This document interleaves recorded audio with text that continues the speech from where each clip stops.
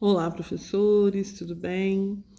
Hoje nós vamos falar dos princípios da Lei de Diretrizes e Bases da Educação Nacional, a Lei 9394 de 1996. E é muito interessante a gente falar de princípios porque a lei ela completa 28 anos aí no dia 20 de dezembro e o que nós percebemos? Que ela já foi totalmente modificada, porque com o tempo foram atualizando as demandas, né? A sociedade mudou de 1996 para cá.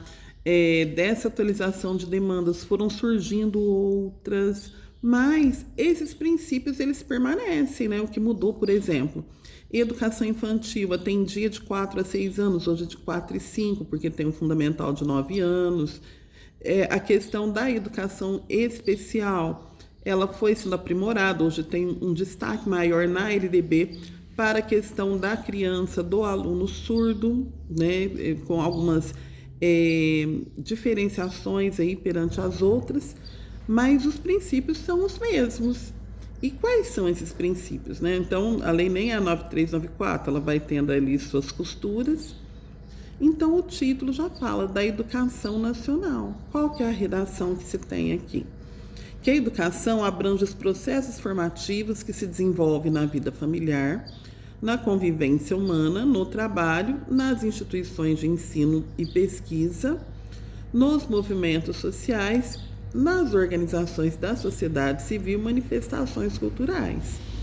Então, essa educação que é proposta aqui, ela abrange os processos formativos que estão em todos os lugares, né? Porque vida familiar, convivência humana, todos os lugares. O trabalho ele tem que ter a sua parte formativa. Nós precisamos aprender a como desempenhar o nosso trabalho, independente do local onde ele seja. Nas instituições de ensino, escola, ensino e pesquisa, universidades, movimentos sociais, dos quais nós fazemos parte aí, movimento de mulheres, movimento negro, movimento operário, várias situações aí religiosos e todas as manifestações culturais. Então, a LDB, ela disciplina a educação escolar, e essa educação escolar que acontece nesses vários lugares, ela vai se desenvolver de maneira predominante por meio do ensino em instituições próprias. Ou seja, a educação ela é ampla, ela acontece em todo lugar, e a educação escolar nas instituições próprias. Quais? Para não falar que é só escola. Escola, creche, universidade e afins, né? E essa educação escolar, mesmo que ela tenha um lugar próprio, ela precisa estar vinculada ao mundo do trabalho, ou seja, ela tem que se relacionar aí com o que acontece na sociedade, ao mundo do trabalho e prática social. Então, por exemplo, na escola nós temos a língua inglesa como língua estrangeira moderna. O inglês, ele aparece aí com várias influências na nossa linguagem. Nós não poderíamos ter o javanês, porque o javanês ele não se vincula ao mundo do trabalho nem à prática social. Na verdade, eu nem sei se existe o javanês, né? Porque eu lembro que existe o conto de Lima Barreto, que era um homem que falava javanês. Mas usei para dar um exemplo de que tem que ser algo que se vincula aí ao uso maior na sociedade, não algo apartado, diferente. Então, vamos ver aqui o que traz assim desses princípios, ó. Princípios e fins. Aí diz aqui: a educação, dever da família do Estado. Então não existe isso, é na escola que tem que aprender, na família que tem que educar. São dois processos formativos, né? Claro que a família com a parte doméstica, o Estado com a parte formal, mas trabalhando em conjunto. E esse trabalho em conjunto, inspirado em princípios de liberdade, nos ideais de solidariedade humana, educação para essa convivência de uns com os outros, tem por finalidade o pleno desenvolvimento do educando, seu preparo para a cidadania e qualificação para o trabalho. Então, quando eu falo em pleno desenvolvimento do educando, eu não falo somente em ler e escrever. Eu falo de uma série de questões. Hoje temos aí as competências socioemocionais junto com as competências cognitivas que trazem isso. Olha, não precisa, o menino não tem somente que aprender a ler e escrever na escola. Ele tem que aprender a conviver, a argumentar, a ter empatia, dialogar e sempre vinculado à questão do trabalho, ou seja, o que esse mercado de trabalho pede. Então, uma época nós trabalhamos muito texto de vulgarização científica, porque em 2010, 2011, tínhamos aqui na rede de ensino de trabalho, Prefeitura de Franca, várias formações para trabalharmos o texto de vulgarização científica com a criança. Por quê? Porque era um boom da ciência, da informatização, e era absolutamente necessário, ou seja, o menino de 9, 10 anos, ele estava tendo formação para trabalhar? Não, mas ele estava tendo ali o desenvolvimento de uma habilidade que o auxiliaria nesse ingresso do mercado de trabalho, nessa área aí solicitada. Quais são os princípios do ensino? Agora aí, mais claramente. Igualdade de condições para acesso e permanência na escola. Então, início dos anos 90, ensino médio, sorteio de vagas. Né? Claro que tem as escolas técnicas que elas têm os seus vestibulinhos, né? É um processo seletivo. Hoje não, olha, se eu tenho essas vagas, eu preciso ter vagas para todos de 4 a 17 anos, então todo mundo pode acessar. Todo mundo deve ter a condição de acessar a escola. E a permanência também. O que é a permanência? Quando eu tenho merenda, livro didático, material didático, uniforme, transporte para aqueles que estão na zona rural, eu estou dando condições de um aluno permanecer na escola, não só dele estar matriculado. Porque em muitas situações, em muitos casos, essas situações eram causas de abandono, de faltas, elas prejudicavam o andamento. O segundo princípio é a liberdade de aprender, ensinar, pesquisar e divulgar a cultura, o pensamento, a arte e o saber. Então, essa é uma liberdade aí que o docente tem dentro de um programa a ser desenvolvido. Vamos lembrar que nenhuma liberdade é 100%. Eu não posso chegar na escola e falar assim: hoje a minha aula é sobre o Império Romano, lá no 3º ano do ensino fundamental, mesmo que eu queira falar do Império Romano. É a liberdade dentro de um programa. Da mesma maneira, o terceiro princípio é o pluralismo de ideias e concepções pedagógicas, né? Então, nós precisamos ter essa liberdade para termos essas ideias. Porém, como eu disse, uma liberdade cerceada, porque as redes de ensino, as escolas particulares aí, elas já têm a filosofia norteadora do trabalho. Aí essa liberdade, esse pluralismo de ideias e concepções tem que conviver, novamente, como disse, com o programa, com a metodologia solicitada pela empresa onde o professor, o docente, é contratado. Respeito à liberdade é apreço à tolerância. A liberdade do outro de ser e estar no mundo era um item que não tinha, né? Porque não se tinha tanto essa luta pelas liberdades em 1996. Liberdade de ser cada um como é. Liberdade de gênero, de cor, etnia. Como assim liberdade de etnia? Quando se fala de tolerância, é justamente a defesa dessas diferenças.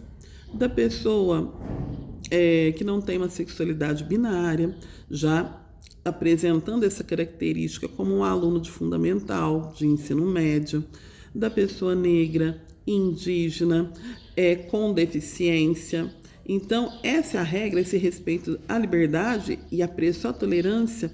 Ele fala muito da questão da inclusão religiosa, de valores, né, do respeito de cada um, de ser cada um, de não ter um padrão religioso, racial, de gênero, de nada, de cada um poder ser como é. A coexistência de instituições públicas e privadas de ensino, então isso é garantido pela LDB. Então, pode-se ter a escola particular, a escola pública, a escola privada com interesse público. Por exemplo, no meu município, a creche, ela é privada, mantida pelo poder público. Então, é uma coexistência.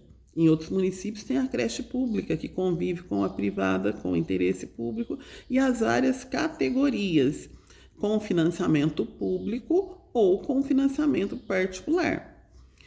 Valorização do profissional da educação escolar, que vem dos planos de carreira das redes públicas e das valorizações que ocorrem aí nas redes particulares, que são diferenciadas, não cabe a nós aqui apontar, porque são várias, né, e não dominamos todas. Mais princípios: gestão democrática do ensino público, né? Então não existe isso de o gestor gerir a escola sozinho. Ele precisa de conselhos para as questões financeiras, de conselho de escola para a discussão dos principais problemas e da dinâmica escolar como um todo. E para isso ele precisa ter a participação dos responsáveis, dos professores, dos funcionários administrativos, dos demais membros da diretoria, equipe gestora. Garantia do padrão de qualidade. Quando eu tenho a LDB, a BNCC, diretrizes curriculares para educação básica, diretrizes curriculares para educação infantil, para educação de jovens e adultos, todas elas trazem um padrão que deve ser seguido. E a qualidade existe quando é realizado de acordo com esse padrão. Então, quando a gente fala em qualidade de educação infantil, tem até a quantidade de crianças por educador, a métrica dos berços, detalhes que devem ser seguidos, seguidos porque houve estudos que comprovaram que daquela maneira seria uma maneira adequada para o momento de hoje e que precisam ser seguidos. Mais uma vez falamos, né, da vinculação entre educação escolar, o trabalho e as práticas sociais, a consideração com a diversidade étnico-raciais.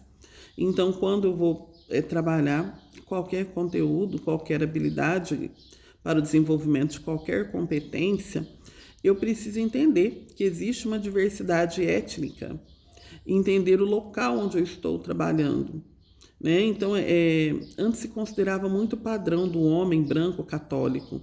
Hoje nós precisamos entender que é necessário considerar em qualquer situação que não existe só o referencial homem, existe o referencial mulher, existe o referencial trans, a diversidade étnico-racial. Todo mundo falava em cor de olhos, cor de cabelos, de descendência, que existe o cabelo afro, que existe aqui a questão indígena, que existe a questão religiosa, que eu tenho que considerar o meu aluno de terreiro, do mesmo jeito que eu considero o meu aluno que vai na igreja católica, até porque hoje a igreja católica não é majoritária, são as igrejas evangélicas, pentecostais, neopentecostais e protestantes, que são a maioria da população.